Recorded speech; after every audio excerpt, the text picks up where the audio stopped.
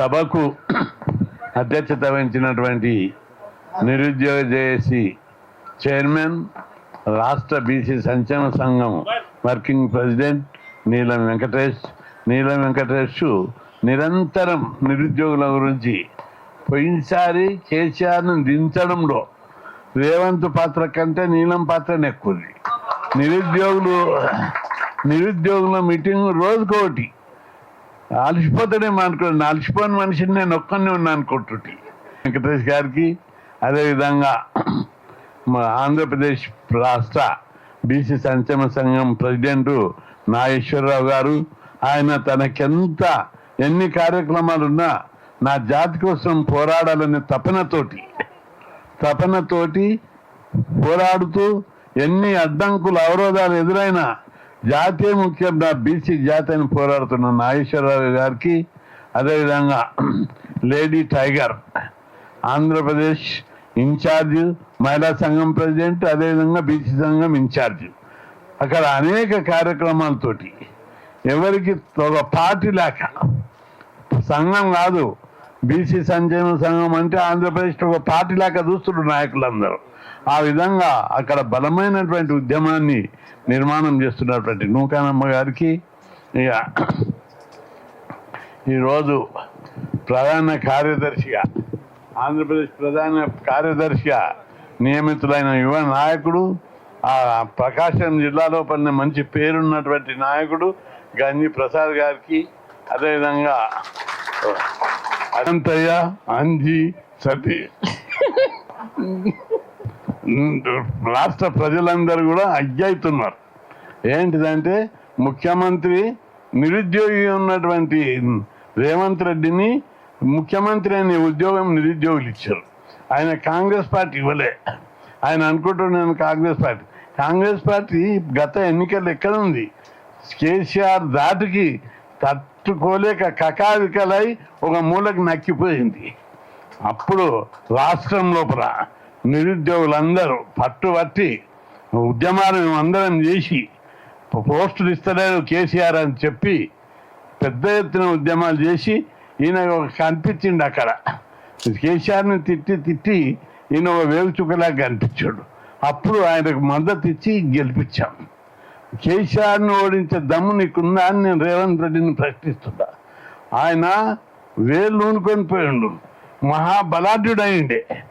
మహాబలాఢ్యుడు అంటే అన్ని పార్టీలు పెద్దోళ్ళందరూ తలవన్నిన నాయకులు కూడా ఈయనను ఎవరు ఓడించారు ఇంకో 15-20 ఏళ్ళ దాకా అని ఫీల్ అయ్యారు. కానీ నిరుద్యోగుల దాటికి కకావికలై ఈయనను గెలిపిస్తే ఈయన గెలిచిన నుంచి ఆయన నిరుద్యోగులను పట్టించుకుంటలేడు, విద్యార్థులను పట్టించుకుంటలేడు. కేవలం దోచుకునుడే పెట్టుకున్నారు. ఆయన మంత్రులు, ఆయన అనుచరులు, 3-4 మంత్రులు తప్ప అందరు దోచుకుంటున్నారు, దోపిడీ చేస్తున్నారు. ఎమ్మెల్యేలు, మంత్రులు, ఐఏఎస్ ఆఫీసర్లు, రాష్ట్రం అంతా కూడా దోపిడీ రాష్ట్రం అయిపోయింది. దీన్ని ఈరోజు ప్రజలందరూ అడుగుతున్నారు. ఎక్కడ పోయినా కృష్ణన్న గారు, మీరందరూ నైతిక విలువలతోటి పోరాటాలు చేస్తున్నారు. ఇన్నేళ్ళు అనేక ఉద్యమాలు చేస్తున్నారు. మీరు ఒక్కరోజు కూడా ఇటువంటి ప్రభుత్వాన్ని మీరు చూశారా? గతంలో వెంగళరావు నుంచి ఇప్పటి వరకు దాదాపు 15 మంది ముఖ్యమంత్రులను చూసినా. ఏ ముఖ్యమంత్రి ప్రయాణంలో కూడా ఇంత విచ్చలవిడిగా స్వేచ్ఛగా అవినీతి, దోపిడీ, లూటీ జరగలే. ఇప్పుడు రాష్ట్రంలో జరుగుతుంది దోపిడీ, లూటీ జరుగుతుంది. ప్రజలు పట్టించుకుంటలేరు, నిరుద్యోగులను పట్టించుకుంటలేరు.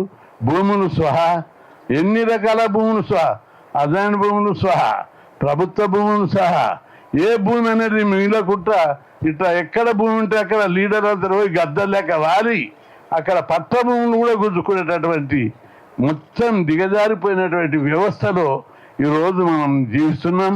అందుకే అవినీతి పండింది. అవినీతి నిర్మూలనకు పెద్ద ఎత్తున పోరాటాలు చేయవలసిన సమయం ఆసన్నమైందని చెప్పి యువత అందరూ కూడా ఈరోజు ఆలోచిస్తున్నారు. తప్పనిసరి మీరు అందరు కోరినట్టుగా ఈరోజు అవినీతికి వ్యతిరేకంగా పోరాటం చేయక అప్పుడే ఈ ప్రభుత్వం దిగొచ్చి పోలీస్ కానిస్టేబుల్ ఎస్ఐలు 18,000, టీచర్ పోస్టులు 30,000. వీటికి వెంబడే నోటిఫికేషన్ ఇవ్వకపోతే తీవ్ర స్థాయిలో ఉద్యమాలు చేస్తాం. అదేవిధంగా గ్రూప్ 1 1,500 నుంచి 1,600, గ్రూప్ 2 3,000, గ్రూప్ 3, 4 దాదాపు 10,000 నుంచి 20,000 పోస్టులు. ఇంత పెద్ద మొత్తంలో ఖాళీ ఉన్నవి. పోస్టులు ఖాళీ లేవంటాను నువ్వు అంటుండొచ్చు. నేను ఒకటి సవాల్ చేస్తా, అవుట్ సోర్సింగ్ ఎన్ని వేకెన్సీ ఎంతమంది పని చేస్తుండ్రు? మొన్న లెక్కలు తీస్తే 4,96,000 మంది, అంటే 5 లక్షల మంది అవుట్ సోర్సింగ్లో పనిచేస్తున్నారు. నీకు ఖాళీలు లేకపోతే, వేకెన్సీలు లేకపోతే 5 లక్షల మంది అవుట్ సోర్సింగ్ కాంట్రాక్ట్లో ఎందుకు పనిచేస్తారు? నీకు ఖాళీలో లేవు, వేకెన్సీసే లేవు, మరి ఎట్లా పనిచేస్తారు? కేసీఆర్ పీరియడ్ లోపల 23 కొత్త జిల్లాలు వచ్చినాయి, 125 మండలాలు వచ్చినాయి, 75 మున్సిపాలిటీలు వచ్చినాయి, 8 కార్పొరేషన్లు వచ్చినాయి, 125 పోలీస్ స్టేషన్లు వచ్చినాయి. ఇట్లా చాలా పెద్ద ఎత్తున ఆఫీసులు వచ్చాయి. అక్కడ పోస్టులు క్రియేట్ చేసేవారు. ఇవన్నీ వచ్చినాక అంతకుముందు పోస్టులు క్రియేట్ చేయలేదు అన్నావు. ఇప్పుడు వేకెన్సీ రిటైర్మెంట్ వల్ల, ప్రమోషన్ల వల్ల, కొత్త జిల్లాల వల్ల, కొత్త ఆఫీసుల వల్ల, ప్రతి జిల్లాలో కొత్త జిల్లా వస్తే 40 ఆఫీసులు ఉంటాయి, కొత్త డిపార్ట్మెంట్లు 40 డిపార్ట్మెంట్లు ఉంటాయి. ఇవన్నీ వేకెన్సీలు తీస్తే చాలా పెద్ద ఎత్తున ఉన్నాయి. వాటి మీద ఎప్పుడన్నా నీవు రివ్యూ చేసావా? ఎట్లా దోపిడీ చేయాలి? ఏది ముసి ప్రాజెక్టు మీద ఎంత దోపిడీ చేయాలి, ఆడ పోలవరం మీద ఎంత దోపిడీ చేయాలి, ప్రాజెక్టుల మీద ఎంత దోపిడీ చేయాలి, ఏ కాంట్రాక్టర్ని పెట్టుకోవాలి, ఎవరి దగ్గర పట్టుకొని దోపిడీ చేయాలని అదే ఆలోచన తప్ప నిరుద్యోగుల గురించి ఎక్కడ ఎన్ని ఖాళీలు ఉన్నాయి, ఎట్లా ఉద్యోగాలు భర్తీ చేయాలి, ఏ విధంగా వ్యవస్థను బలోపేతం చేయాలని ఏనాడు కూడా ముఖ్యమంత్రి మీటింగ్ పెట్టలేదు, చర్చలు జరపలేదు. ఆయన మైండ్లో ఏది వస్తే అదే. ఇంకా దీనికి తోడు చదువుకుంటుంటే ఓర్వలేకపోతాడు ముఖ్యమంత్రి. ఎందుకంటే ఫీజు రియంబర్స్మెంట్ పథకాన్ని ఎత్తివేయడానికి కుట్రలు చేస్తున్నాడు. ఫీజు రియంబర్స్మెంట్ ఏం చేసింది? ఈ సమాజం లోపల, రాష్ట్రంలో విప్లవాత్మకమైన మార్పులు తెచ్చింది. ఒకప్పుడు మన తెలుగు రాష్ట్రాల లోపల రోడ్లు వేసే దగ్గర, ఇళ్ళు కట్ట దగ్గర, అపార్ట్మెంట్ కట్ట దగ్గర ఎవరు పనిచేస్తుంది? పాలమూరు లేబర్, ప్రకాశం లేబర్, శ్రీకాకుళం లేబర్. ఇప్పుడు చూడండి రోడ్లు వేసే దగ్గరికి పోయి ఏ లేబర్ ఉంది? పాలమూరు లేబర్ లేరు, ప్రకాశం లేరు, శ్రీకాకుళం లేరు. బీహార్, ఉత్తరప్రదేశ్, మధ్యప్రదేశ్, ఒరిస్సా, ఛత్తీస్గఢ్ లేబర్ వచ్చి ఇక్కడ పనిచేస్తున్నారు. అంటే మన లేబర్ అంతా ఎక్కడ లేరు. ఒక తరం గడవంది అడివే లేబర్ వస్తున్నారు. వాళ్ళందరూ బీటెక్ చేసి, ఎంబీఏ చేసి, డిగ్రీ చేసి, పీజీ చేసి, ఎడ్యుకేట్ అయ్యి ఐటీ కంపెనీలలో పోతున్నారు. వాళ్ళు లేబర్ వస్తలేరు. 20 ఏళ్ళు అయింది ఫీజు స్కీమ్ పెట్టి. చాలా విప్లవాత్మకమైన మార్పు తెచ్చారు ఈ ఫీజు రియంబర్స్మెంట్ పెట్టాక. గురుకులాలు పెట్టాం, ఫీజు రియంబర్స్మెంట్ పెట్టాం, స్కాలర్షిప్లు పెట్టాం. దీంతో విద్య ద్వారా సమాజంలో విప్లవాత్మకమైన మార్పు వచ్చింది. ఆ మార్పు చూసి నిద్ర పడతలేదు రేవంత్ రెడ్డికి. అందుకే ఈ స్కీమ్ని ఎట్లా తేడాటాడు. ఒక మంచి కుక్కని పిచ్చి కుక్క చేసి మంచి కుక్కని కొట్టాలంటే ఎవరు ఒప్పుకోరు. జంతువుల చట్టం ఒప్పుకోదు, సమాజం ఒప్పుకోదు. అందుకే దానికి పిచ్చి కుక్క ముద్ర వేస్తాడు, వేసి దాన్ని చంపాలని చూస్తున్నాడు.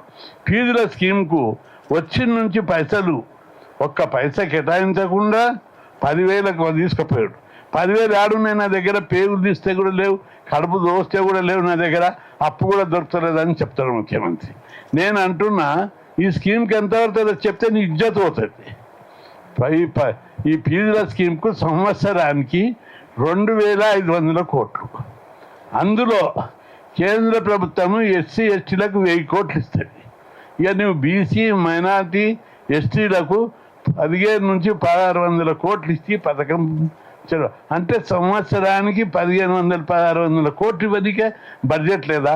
అప్పుడు 3,500 ఒక్కొక్క 3,50,000 కోట్ల అప్పు తెచ్చినావు.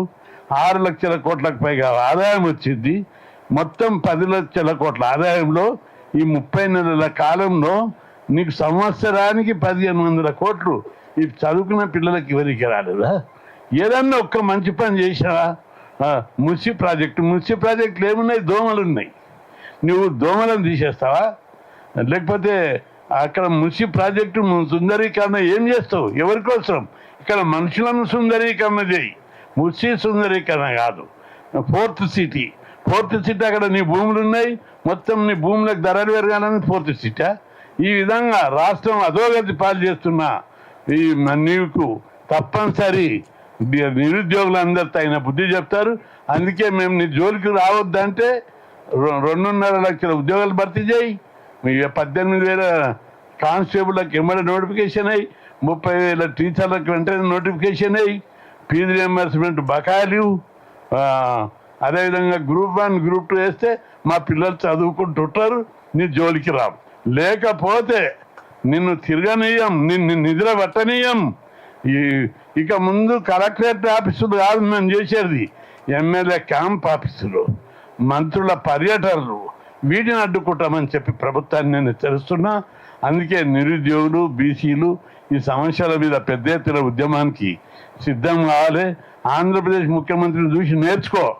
అక్కడ గూగుల్, విశాఖపట్నంలో గూగుల్ ఐటీ కంపెనీ వచ్చింది, ప్రపంచంలో కూడా గుర్తింపు తెచ్చేటటువంటి విధంగా ఆ చంద్రబాబు నాయుడు గారు ఐటీ హబ్బులను, ఐటీ కంపెనీలను తీస్తుంటే ఇక్కడ ఏ ఐటీ కంపెనీ రావడం లేదు, ఏ పరిశ్రమలు రావడం లేదు. ప్రభుత్వ భూములను అమ్ముకుంటున్నారు, పారిశ్రామిక భూములను అమ్ముకుంటున్నారు. కాబట్టి ప్రభుత్వ లోపల పెరిగిపోతున్న అవినీతికి వ్యతిరేకంగా పెద్ద ఎత్తున ఉద్యమానికి సిద్ధం కావాలని చెప్పి పిలుపునిస్తూ, మరి యువత ఉద్యోగాలు భర్తీ చేసే వరకు ఎవరిని కూడా వదిలిపెట్టామని చెప్పి హెచ్చరిస్తున్నా.